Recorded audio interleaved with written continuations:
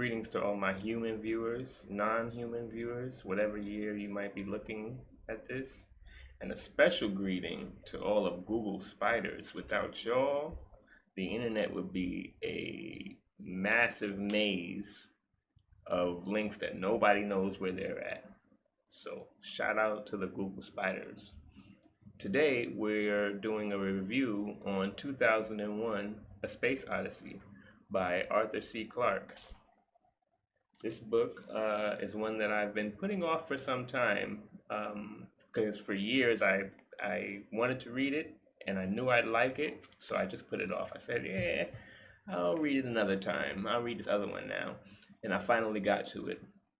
I read it. I was reading Aftermath, the previous book I reviewed, and this at around the same time. I started this book a few weeks ago and I read the first section.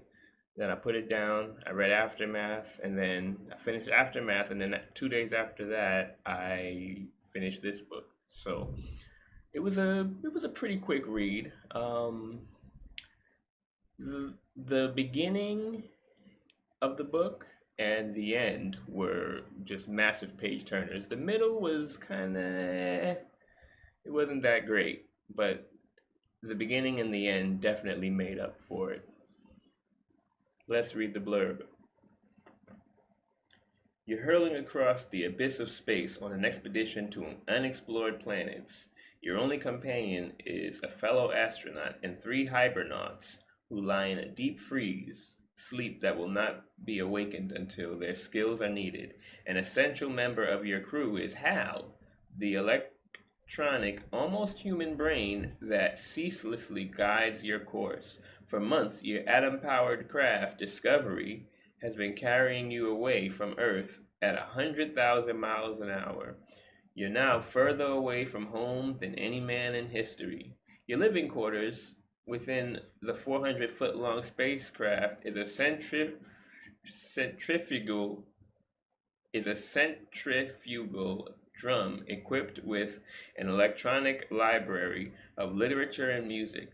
Here you relax, eat, exercise, sleep, and chat with Hal, the conversational computer who never forgets anything, not even your birthday.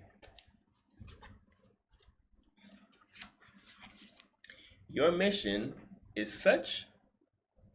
of such importance that it has been surrounded by the deepest official secrecy. You are probing a fantastic frontier, following a trail that has led to the outer edges of the solar system. You are searching the stars for evidence that man is not alone. Alright, so let's build the world a little. 2001 takes place in 2001, but it's not the same 2001 that we remember decades ago. It's the 2001 as envisioned by futurist sci-fi author Arthur C. Clarke in the late 60s. So there hasn't been a moonwalk, there hasn't been Voyager spacecraft, there hasn't been any of the discoveries that happened between the 70s and today. This is a 2000 as predicted by Dr. Clarke. Some of his predictions were off, but I would say overall he was on point. Clarke predicted that there would be 6 billion humans. At the time, in the late 60s, there was about 3 billion. He predicted there would be 6 billion humans, and 1/3 of which would be in the Chinese Empire. He was close. The population of Earth in the year 2000 was about 6 billion, and the population of Chinese is about 1.3 billion when you include all the Chinese in other countries, not just the ones in China. So Dr. Clarke, he had his numbers on point. He also predicted that China would be a world power. He was right there. China is number 2 in a lot of places, and maybe number 1 depending on what metric you're studying. But China's up there, and they weren't in the late 60s. So he saw that coming. At that time, it was the Soviet Union, the United States, and then the different European powers. China was still a backwater, agrarian society in the late 60s, but they were coming up, and he saw it. Most people at that time thought that Japan was going to be the number two behind the United States, but he saw China coming. He predicted that there would be wild propaganda of Chinese power. He predicted that we'd be thinking that they had the ability to use satellite hypnosis, designer diseases, which is what some conspiracy theorists and even mainstream thinkers say that the virus that's moving around today causing, mass troubles. They say that that's a designer Chinese virus. So he predicted that propagandists would be saying that those kind of viruses would be coming out of China. He also predicted that China would be selling nukes to whatever country wanted them. The reason why they were selling nukes is because their economy was wrecked. They didn't have a good economy. They just had a whole bunch of people, a whole bunch of land, but no economy. That's where Dr. Clarke was wrong. China's economy is moving right along right now. They have it going on the economic front. So he didn't see that coming. He didn't see China being a manufacturing giant that they are today. Clarke predicted reusable rockets that would take shuttlecrafts into space and land at a predictable spot, similar to what SpaceX is doing today. He also predicted that by the year 2000, humans would have a permanent footing on the moon.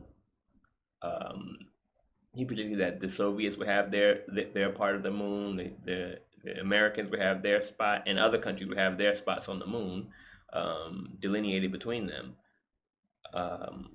Now here in the year 2020, we still don't have a permanent footing on the moon, and whatever you call the International Space Station, maybe that's a permanent footing between the Earth and the moon, but that's it.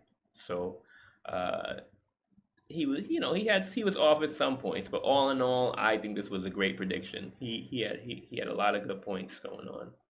Let's quickly discuss the main characters. Like most sci-fi books, the characters are of less importance to the science and the story. So they weren't very three-dimensional. They were kind of just there, going through the motions. The first one we're going to talk about is Moonwatcher. He was a 20-something-year-old leader of his group of pre-humans. He led them, he protected them, he helped them get food, protected them from other tribes. But he could barely think outside of his animalistic impulses. He couldn't conceptualize of time, or he couldn't think to invent tools. They weren't even using tools at this time. They were just getting fruits and vegetables, berries that they could get outside. They might eat a dead animal if it hadn't been dead too long. They were like really early hominids. Eventually, Moonwatcher comes upon a monolith that wasn't there. It just appeared one day, and they look at it and they wonder if it's food. So they gather around it, and they start to lick it and touch it and just interact with it anyway, and nothing happens. So they leave it alone and continue. The next day, they start walking past it like it's not there. Soon, it starts to interact with their brains. And the monolith is interacting with them so much that eventually it starts to teach them things and rewire their synapses in such a way that they start to learn how to make tools. They learn that they're actually able to overpower some things around them. And after interacting with the monolith for a time, they become a little bit closer to modern humans. And they start to use tools, start to kill animals, they start to kill each other. And because of this interaction, 3 million years later, we have humans. And that's pretty much the end of Moonwatcher's story. After that story, we move on to modern day. Next, we have Dr. Heywood Floyd. He's a high-level scientist that's called upon by the American government when another monolith is discovered on the moon. Now, I don't want to say another because by the time modern day humans come along, the early monolith has already disappeared. So this is the first monolith that humans have seen, but the second that we've seen as the reader. They discover one on the moon, and they don't know what it is, but they know it's not human, and they know that something created it and put it there. So Heywood is brought to the moon to discuss it and to talk about it and to decide what should be the American government's course of action. Because up until Heywood was there, the the American side of the moon is shut off from foreigners. Nobody, no, actually shut off from anybody. Nobody's allowed to go there, and everybody thinks that there's a flu virus or some kind of epidemic going on, but it's actually that the American government is trying to keep this monolith. Next, we have Dr. David Bowman, called Dave in the story. He's the lead astronaut of the Starship Discovery. After they discover the monolith on the moon, they dig it up because it's under 30 feet of moon regolith. Regolith is the name for dirt, if I'm not mistaken, on the moon. It's under 30 feet of moon regolith. Once they dig it up and the monolith is exposed to sun, radiation is blasted from the monolith, and the humans can't see it, but they can hear it. They hear like a loud screech, and their tools pick up the radiation going, just shooting from the monolith in the direction of Saturn. So obviously the humans want to know what it is. They send David Bowman and four other crew members that are in hibernation. Well, three that are in hibernation and one other member that's with him. They send them there, and he's the leader of that ship. He's very functional. He knows what he has to do, and he's focused on getting his job done. And lastly, the last important character in my estimation is HAL 900, an AI that basically controls all of the aspects of the ship that humans don't need to control. The life support, the opening and closing of the doors, the navigation, making sure that the navigation is pointed to the right direction. And Hal is an AI. He's basically sentient, but his one life's goal is to get the mission done. So 2001 is a story that spans from 3 million years BCE to 2001 to 2004 or 5. Around that time is when the book ends. And it's very encompassing. It also spans over vast distances of the universe. 2001 was a massive undertaking in 1968. First, it was a movie script, and then it was converted into a novel. And it took place between Earth, the moon, and the moons of Saturn. There wasn't a lot known for sure about what goes on in space, so a lot of it was written with theory. They talked about binary stars, neutron stars, gas giants, potential alien life, the effect of knowing that there's life in space. Because even right now, we don't know that there's life in space. We only know that there's life on Earth. And so if one day we learned that there was life in space and we interacted with them, that would have an effect on the human psyche that we don't know what it would be. And so that's talked about, because the learning about alien life has a major effect on HAL 9000, the AI on the ship. It's not too much discussed what effect it'll have on humans on Earth, because the American government kept it secret. A lot of the main story took place between the moon and Saturn, as Dave is trying to navigate the way they interact with the AI, which starts to go a little crazy. The AI house starts to go a little crazy due to the mission and due to the fact that there's alien life out there. Hal couldn't deal with it, so he starts to go a little crazy, and there's a battle of wits and of life and death between Hal and Dave. And that's where a lot of the story goes. In the middle, before we get to Dave, that story, that part of the story isn't the greatest.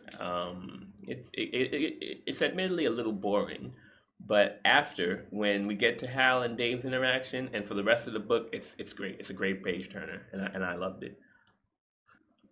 What's also discussed is the scope of what life might be like in space, being that the universe has existed for however many billions of years. There might be life out there that has also existed for billions or millions or even hundreds of thousands of years. There might be civilizations that span, hundreds of thousands of years. And how advanced might they be? How advanced might they be compared to humans? What might they look like? All of these things are talked about in the story, and that's great. It's very interesting. It's also very interesting looking at a story from the perspective of somebody in the late 60s. I was hooked after the first section of the book with Moonwalker and his kin. Um, for a good 40% after the first section, I was just going through the motions, reading it to read it. But afterwards, I was hooked again towards the end, as I discussed earlier. And for a while, I was fluctuating between whether to give this book a low rating or a high rating because that middle really hurt it for me. But then I started to think that 2001 was written with a lot of theory in mind. Like a lot of theories was written in 2001, and Dr. Clarke had to um, he had to use those theories to write a story. One, he had to write an interesting story and one that would stand the test of time, and he did both. I think it stood the test of time because so many modern media borrow from 2001. Movies like Contact, Interstellar, Arrival, Mission to Mars, all of those movies borrow heavily from 2001. The book Contact as well. A lot of other sci-fi books also borrow heavily from these stories. Games, Spore, the game Spore takes the whole scene from Moonwalker is when he reaches the monolith and gets changed by it. The same exact scene happens in Spore, the game. So this book has really influenced a lot of science and sci-fi media. So because of that, I think it deserves a decent score, a very decent score. I think that 2001 deserves 8.5 black peace signs, maybe even more. I'm definitely gonna have to read it again and re-review it sometime down the line because I enjoyed it. I definitely enjoyed it. Um, I look forward to also looking at the sequels because this is part of a trilogy. 2001, 2061, is it 2061? I believe, and 3001. So look forward to that. Anyway, thanks for checking me out. Peace.